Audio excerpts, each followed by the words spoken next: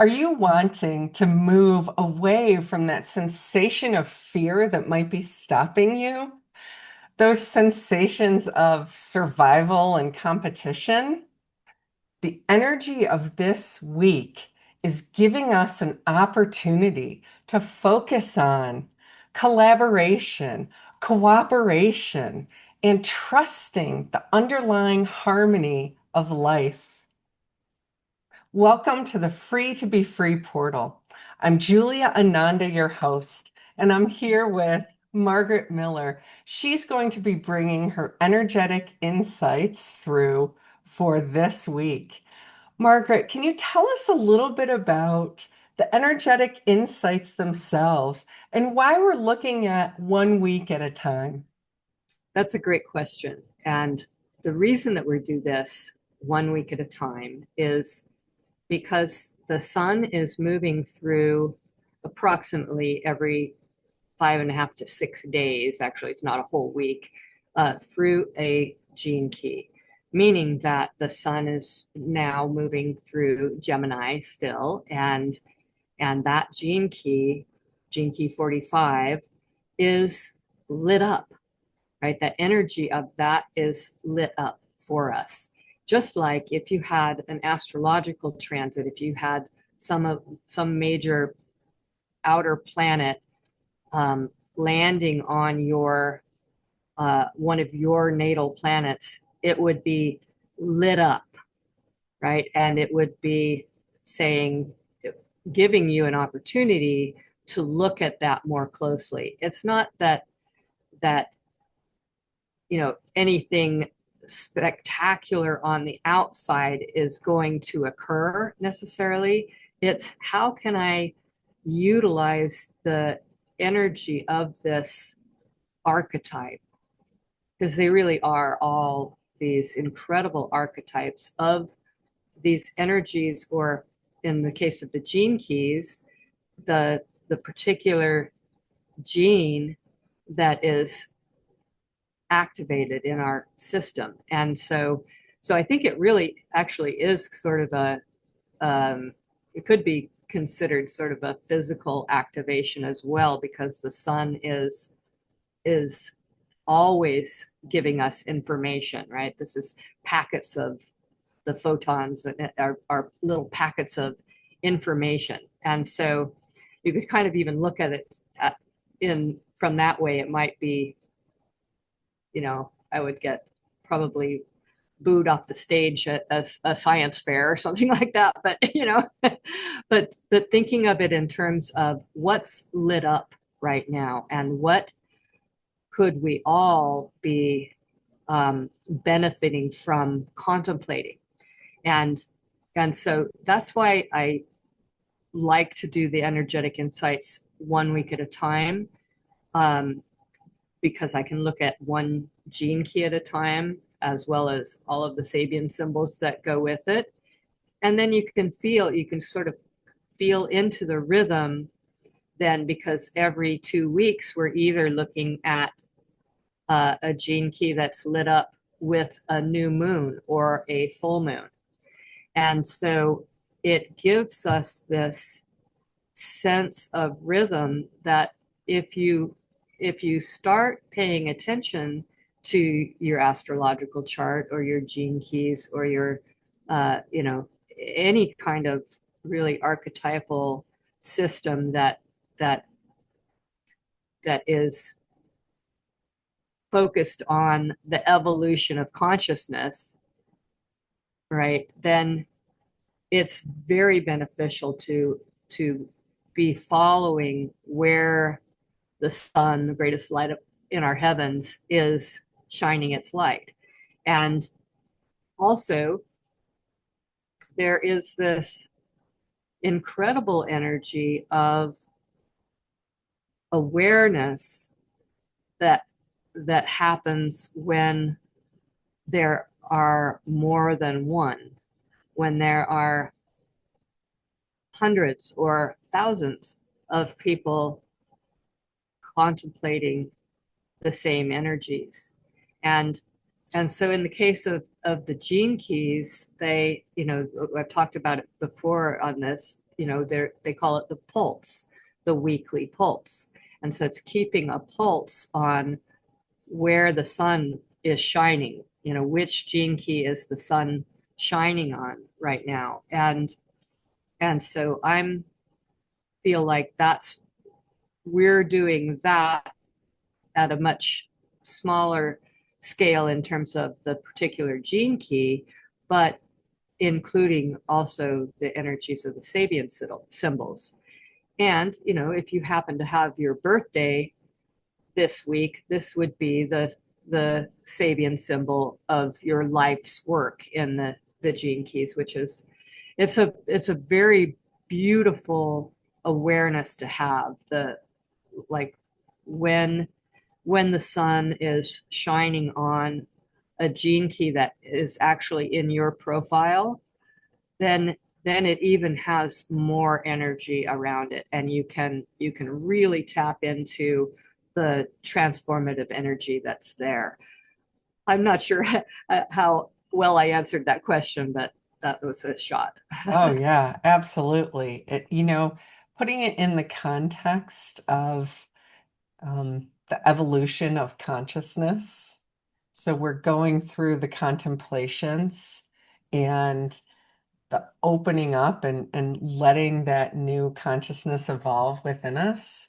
And so giving us these beautiful teachings to focus on a weekly basis is so important, especially as you explained it, that each one of these sets is where the light is shining on now. And there are thousands of people contemplating the wisdom of the gene keys. So thank you, Margaret, for bringing this through for us. You're so welcome. So with that, I think I better get started into this, because we have several exciting things happening this week. And the first, of course, is that we're in the 45th gene key of the shadow of dominance to the siddhi of communion, and it's the pathway of synergy. And so, as I'm going to talk about that, but also we have a full moon in Sagittarius this week. And why is full moon? Why, so we've been talking about Gemini, right? But the full moon, I love the full moon energy. I think I talked about this before, because it's an opposition between the sun and the moon. And that opposition energy is this energy that helps you to increase the frequency of both sides of that opposition. That's what at its highest level, an opposition uplifts both of those energies.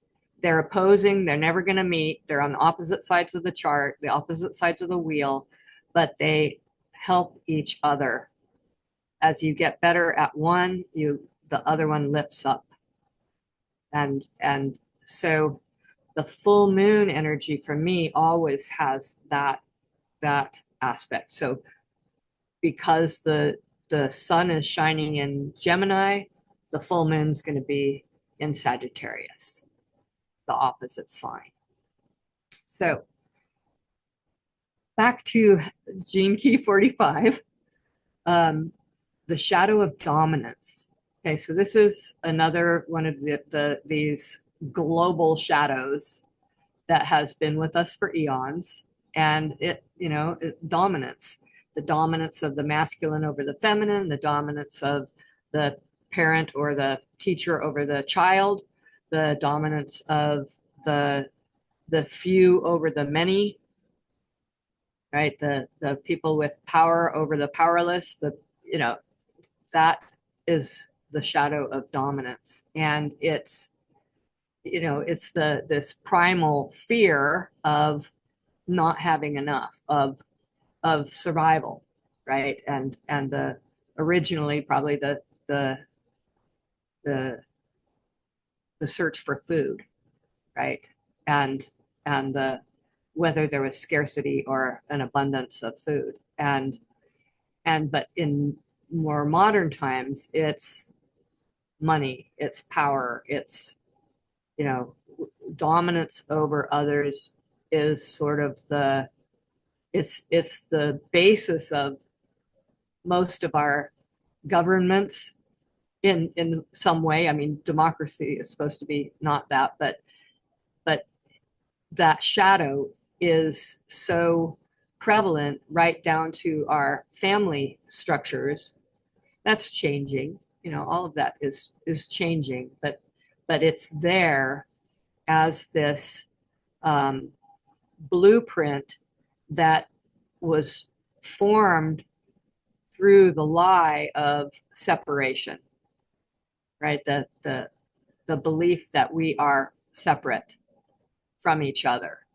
And in that in that belief of being separate from each other, it means that there could be this perceived lack, and this, as long as we're coming from the fear, from that shadow of lack, right? That if I have something, then you're not going to have any, or if you know if I give all of mine away, I'll I'll be left out in the cold, and everybody else will get it, and I won't.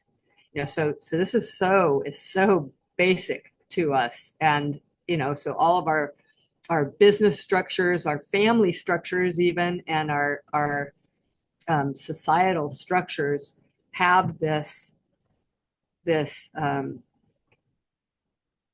flaw, this flawed perception, right, of separation, and this fear of not enough or lack, and that that that this is a scary place to be. And Richard Rudd talks about this in the Gene Keys transmission for this Gene Keys. He talks about it quite in depth, how much this uh, has influenced us, and but how the potential for it to change is so great, because at some point, as we as our consciousness raises, as we individually recognize that separation piece is not true, and we come out of this shadow of fear that we were sort of, we were indoctrinated very, very early on, and into this idea that the world is not a safe place, and that you have to fight tooth and nail to, to to make it in this world. Like that's a very, very common perception that most of us grew up with.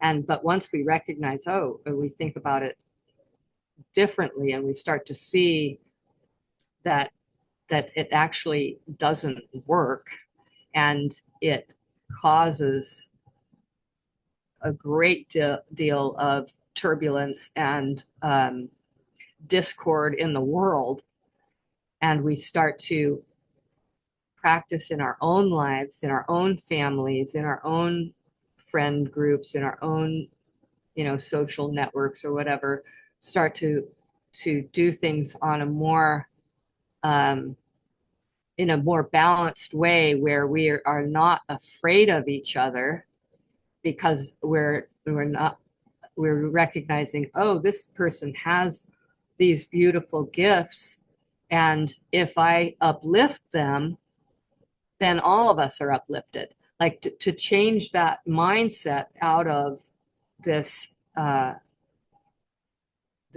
this fear of each other, this fear of if you have it, I'm not going to have any, into what can we create together, and how can we empower ourselves and each other to collaborate and cooperate, and what might happen if we do that, right? That's then we're starting to come into that gift of synergy. And the synergy is a word that you hear sometimes in business now, and but it usually is still underneath this hierarchical structure, right? Where you have the hierarchy in place, but you can have sort of in the whatever they call middle management or whatever, you'll have sort of a more lateral flow of communication and decision making that's sort of peer to peer rather than superior to inferior, right? That's dominance, right? Superior to inferior, and and so, but as we move that even farther along, then we could have what is referred to as a hierarchical structure. And so the whole structure operates that way, not just some part in the middle where everybody is contributing their particular gifts and they're allowed the freedom to express the gifts and the challenges and everything, and everybody is uh, solution oriented rather than problem oriented. And this then synergy happens because then people are operating at a gift level where they are not operating out of fear. When it requires to move into the synergy, it requires that we move out of fear and into love, that we are coming from a coherent heart space, and that we can now look at each other and not be afraid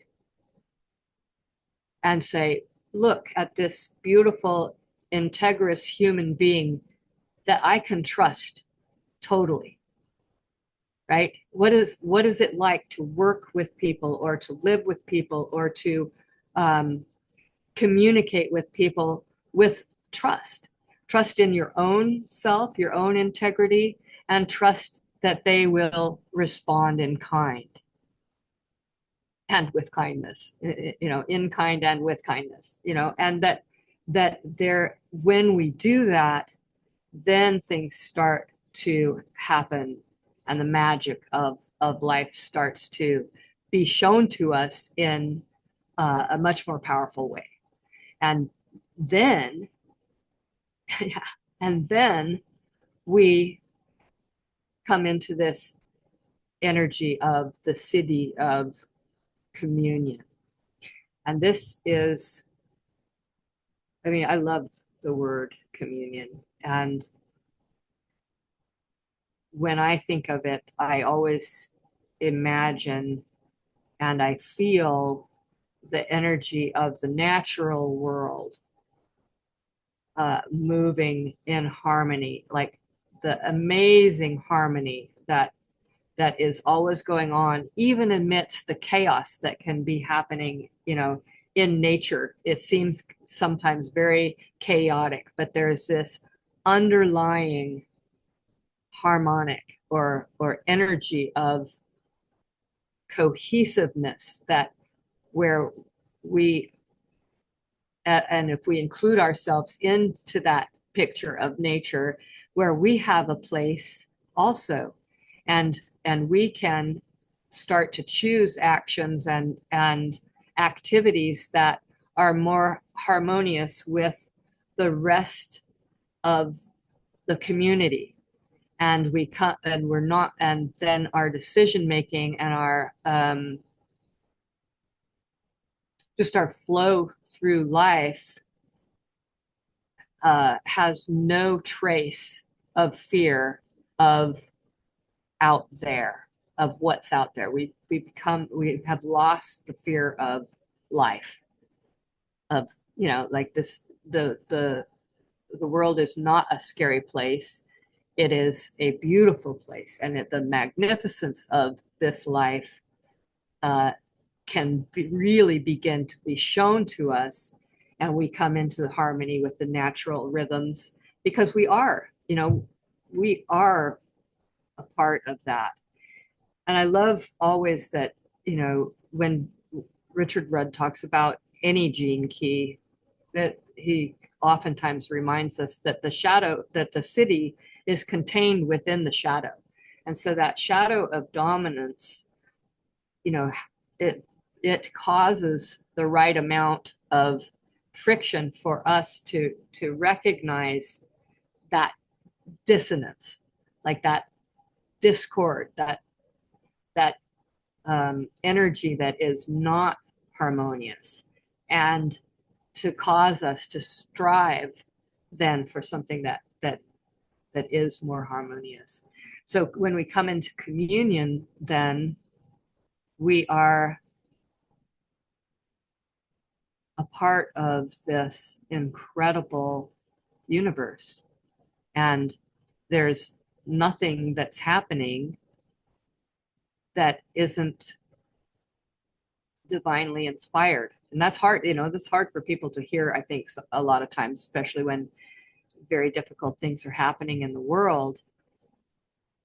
But those difficult things also cause the the evolution, and they also cause us to have to raise our frequency um, in order to make any sense out of this life at all.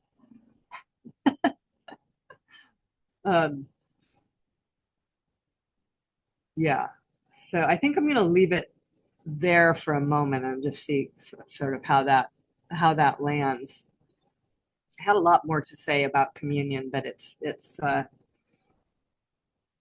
think the siddhis are sometimes quite difficult to talk about, but very, very accessible at the through the heart center, and through that open heartedness and the invitation to feel into what communion might mean to you and what communion feels like. And I know that it's a word that's, was used very, very powerfully in the Christian religions for the Eucharist, right? For the receiving of the body of Christ, right? That's communion. And so it's becoming one with the divine, right? And becoming one with all, with with everything. And so, you can kind of see that in all of the shadows. There's fear, a fear of something, and in all of the siddhis and all of the gifts, there's love. So, gosh, let's move on to the Sabian symbols now. Gemini 18, two Chinese men converse in their native tongue in an American city. And the energy around this, of course, it has that Gemini feel where you have two people learning from each other or communicating with each other, and they're conversing in their native tongue in a city that's foreign to them.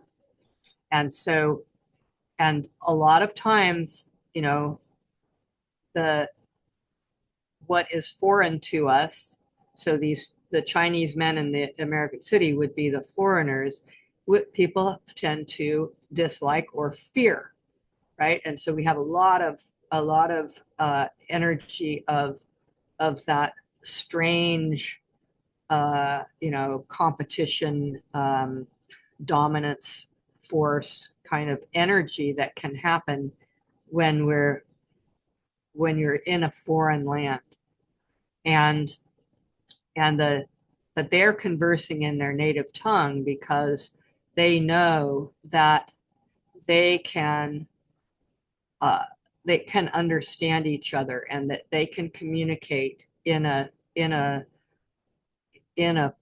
way that where both people are heard and understood, and they understand the background and they understand the depths. And so, and in the American city, it's sort of the American city in the world is kind of seen as a pretty heartless and greedy place, right? And so it really has this, it to me, it has this Sabian symbol does have the energy that goes with this, with the gene key 45 of they are creating, these two men are creating synergy between themselves regardless of their environment. And this is something that we all have to learn to do, right? This is what this Sabian symbol is pointing towards. It's like we have to come into, we have to find the points of commonality rather than the differences in order for us to move out of dominance into synergy or into communion. We have to find the places where we can connect and cultivate those. Yeah. So then Gemini 19, a large archaic volume reveals a traditional wisdom. And so this Sabian symbol talks about is pointing to the that wisdom as opposed to knowledge is timeless, and we can have that revealed to us only through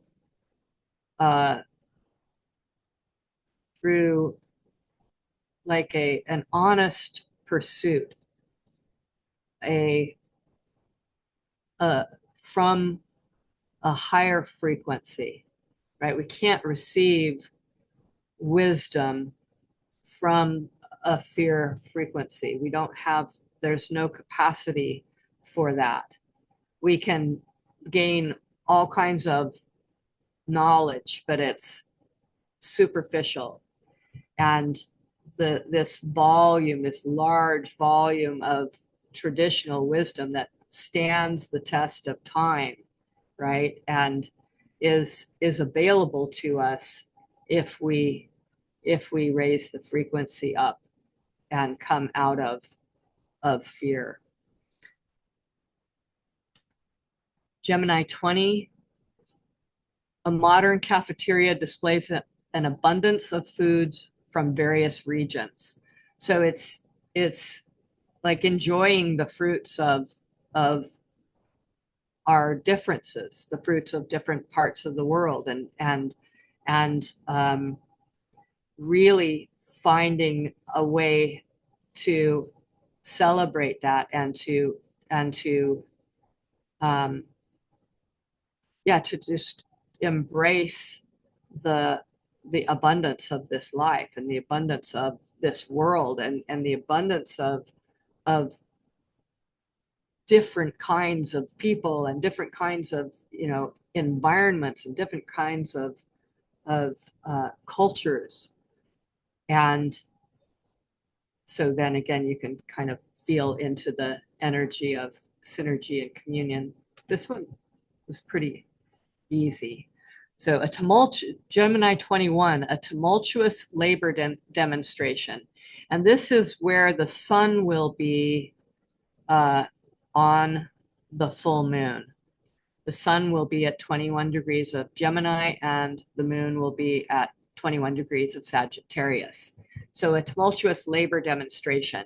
Now, this is what happens. This is that dissonance that can cause people to change, can cause people to recognize, you know what, this doesn't work. This top-down stuff, the trickle-down economy or whatever, I don't know, whatever you want to call it, isn't working. It's not making it down to the masses. And so then when we have gained maybe some of the wisdom out of that archaic volume, and we've experienced the foods and the differences in cultures, and recognize that even though there's all these differences, we all have something in common. You know, we have this piece of humanity in common, and then and so it's worth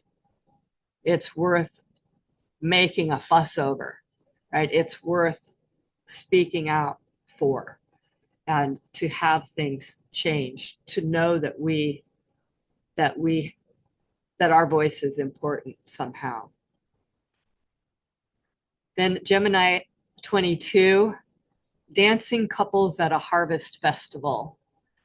And so then you have this sort of the other side of that's labor demonstration, or the city, the energy of the city. In contrast, you have what happens in rural communities, which are actually communities where they do things together because they know it works better if they cooperate and collaborate, and they celebrate. They celebrate the harvest, they celebrate the seasons, they celebrate together, and they bring that kind of a synergy into the daily lives. And so for me, it also is talking about bringing that energy of communion with nature, like working together with nature and each other for, for the well-being of the whole, and having fun doing it. Gemini 23 is the last one that's associated with this. 3 fledglings in a nest. And the energy of birds usually has a spiritual context. So they're in the nest and they're getting ready, right? They're preparing for their first flight. They're almost big enough. They're fledglings. They're almost big enough for mama to kick them out of the nest and take their first flight. And so this is the energy of bringing our consciousness up enough, to that notch where we're on the edge and we're ready to soar, and we're ready to trust in life, and we're ready to come into that synergy and that communion. So those are the Sabian symbols that are associated with this gene key. They really weave together so well with the gene key.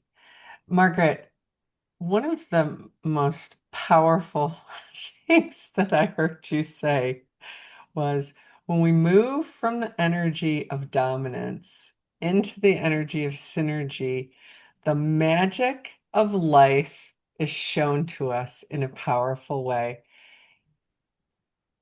Yes. Yes.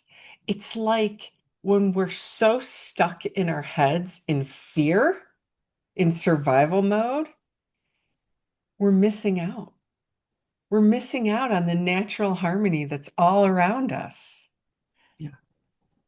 It's incredible. And the phrase that you said, that we've lost the fear of life. When we move into these higher frequencies, we've lost the fear of life. It just isn't there anymore. And that's so true in my own life. Yeah. This this gene key is really showing us the path to the higher states of being, a more joyful way of living, Yeah. Yeah. more harmonious. Yeah. Yeah. The gene keys are, they're 64 faces of love, right? The cities are 64 faces of love. And And the shadows are 64 faces of fear.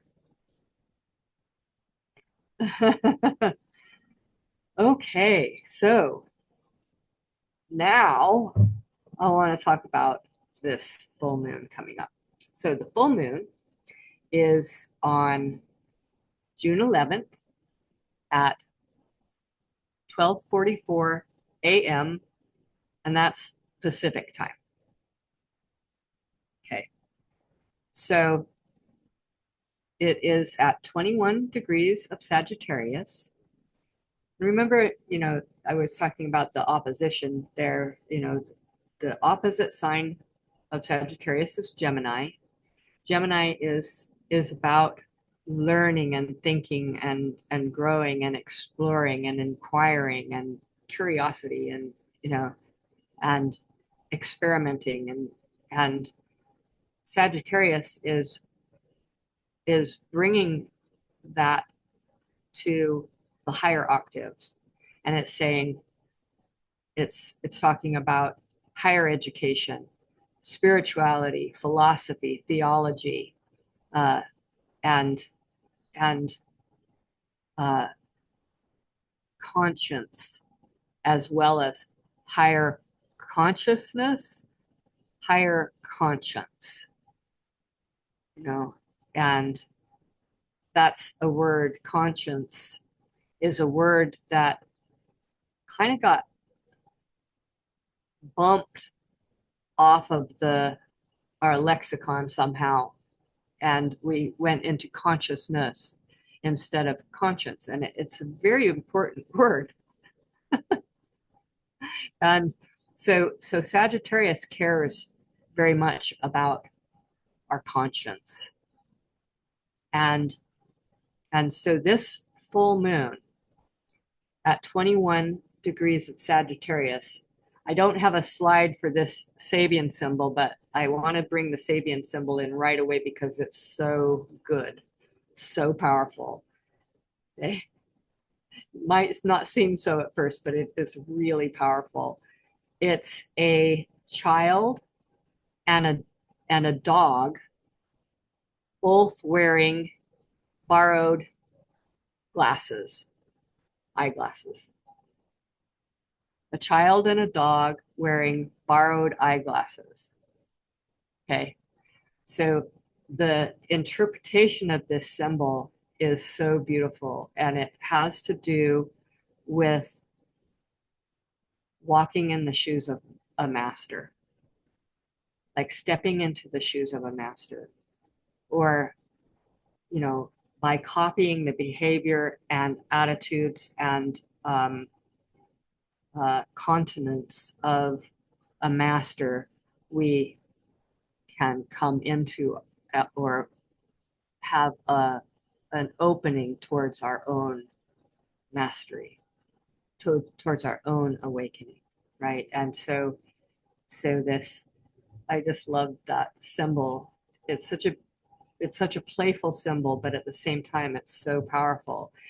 And so this full moon, that's the Sabian symbol for this full moon. And so what it makes me think of is something that I've contemplated a lot, and that is not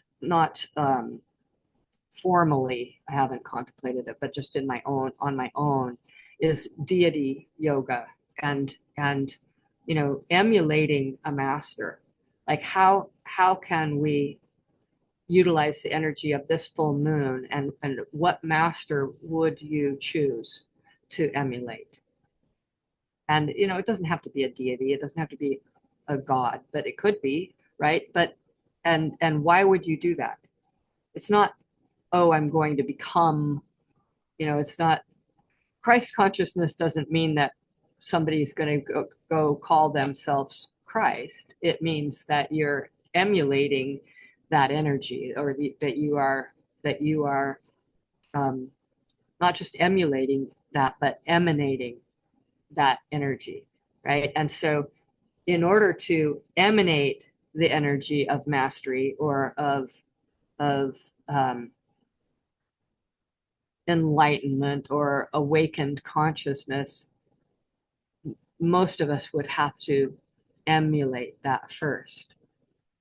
And by doing that, even just in one little aspect of our life, if we choose someone who is incredibly altruistic, for instance, choose one of the gift frequencies or one of the siddhic frequencies and find that master that resonates with it. What is the master that uh, a lot of people would associate with the siddhi of communion would be Christ, right? The Christ energy. And so, but whatever it is, this is a powerful practice. And it's a powerful practice to do, if you're studying your own gene keys in your chart, it's very, very, very practical and potent to begin to try and emulate those siddhis, even though it's these are energies of mastery. That's not It's not too high up. It's not.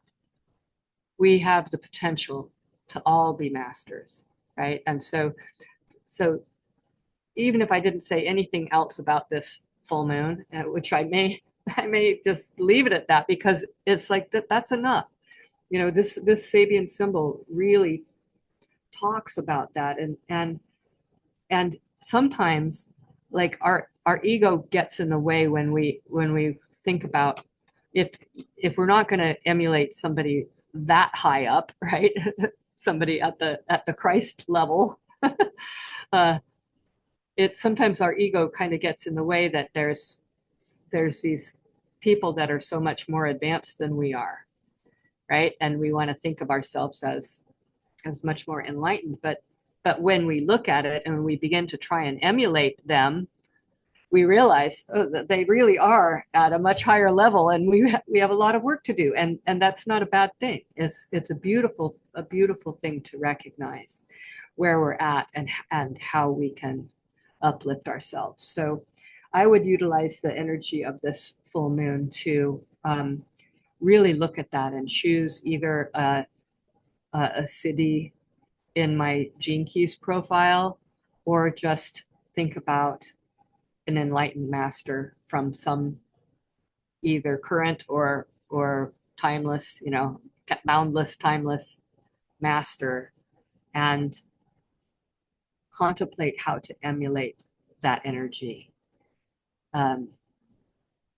Wouldn't that be wonderful? A wonderful thing if everybody in the world did that.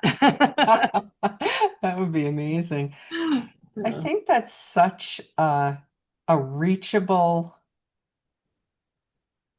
I was going to say action, but a reachable state of being, to move into emulation of a siddhi, or a human, or a master who is already in that state of being. I think that's reachable for us. Yeah. Yeah, yeah, I do too, and that's why I get excited about these kinds of energies, and I love it when either a new moon or a full moon lands on a Sabian symbol that's so potent, because well, they all are in their own ways, but because we are affected by the energies of the planets, and certainly the moon. I mean, that's provable, right? That's scientifically provable, and so utilizing that energy to let go of the things that keep us from emulating that, right? Because the full moon is always a very good time to let go of things and to um, begin to emulate something higher. And I think I would always say, and be gentle with yourself, Mhm. like a master would. have would have no judgment about it, about where you're at or where you're not, and just give it a try. Yeah, I there's other, planetary influences, but I think I'm going to leave it there. I think that's enough uh, for this. That's really a beautiful practice that you've given us for this week and for the full moon, and to contemplate the moving away from the dominance into synergy and into communion. Yeah, thank you, Margaret. This has been very, very important, important. And thank you for at the end giving us a reachable practice, something that we can step into for this week. You're so welcome. Thank you so much, Julia. You're Such a welcome. It is for me as well, and I'm sure for our audience as well. So to our audience, please go ahead and in the comments, let us know what you're releasing for this full moon and what you're stepping into, what you're going to emulate. Thank you so much for watching, and we'll see you next week. Bye-bye.